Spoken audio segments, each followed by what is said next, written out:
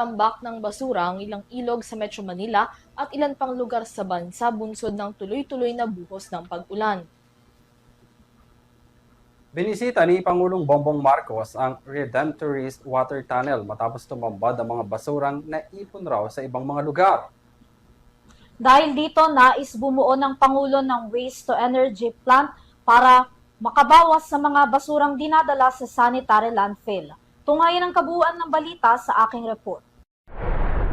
Sa laki ng problema sa basura tuwing tag-ulan na inaanod at kadalasang naiipon sa mga ilog at bumabara sa mga daluyan ng tubig na nagsasanhi ng malawakang pagbaha, itinutulak ngayon ni Pangulong Ferdinand Marcos Jr. at ng Department of Energy o DOE ang pagkakaroon ng waste-to-energy plant bilang alternatibong mapagdadalhan ng basura para mabawasan ang mga dinadala sa sanitary landfill na unti-unti na ring napupuno. Ayon sa Pangulo, sa pamamagitan ng naturang planta, ang mga nakokolektang basura ng mga lokal na pamahalaan ay dadalhin na lamang sa waste-to-energy plant para i-convert sa enerhiya sa halip na sa landfill. Idinagdag pa ng Pangulo na kasalukuyan na ngayong naghahanap ang DOE ng lokasyon para sa itatayong planta. Ang ating iniisip, imbis na landfill dadalhin sa waste-to-energy plant.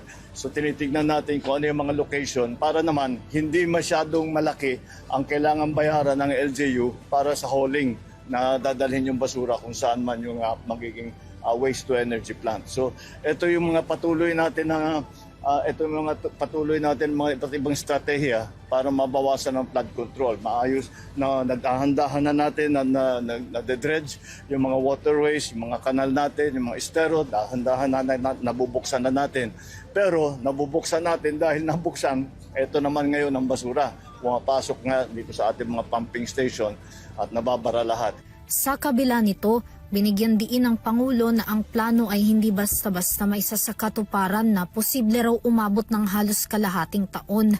Kakulangan naman sa basurahan at disiplina ang isa sa mga itinuturong dahilan ni Marcos, kaya't patuloy na nakapagtatala ng improper waste disposal. Look at a place like a country like Japan.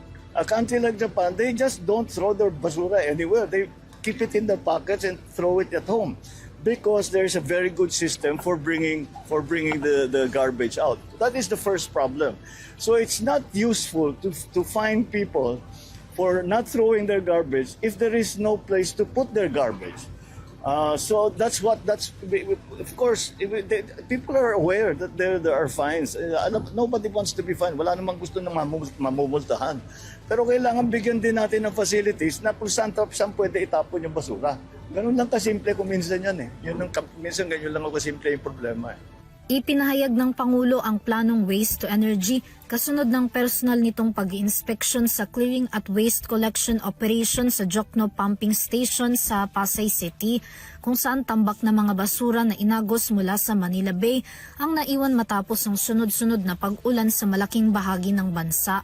Bukod dito, pinuntahan din ni Marcos ang Baclaran River sa Parañaque City na mayroon namang 30 truckload ng solid waste ang nakolekta at nahakot na pinagtulungan ng 172 DPWH personnel, 185 na kawani ng MMDA at iba pang ahensya gaya ng DENR, Dole Tupad, mga lokal na pamahalaan at iba pa. Para sa EuroTV News, Vanessa Cleofas, sumasaludo sa bawat Pilipino.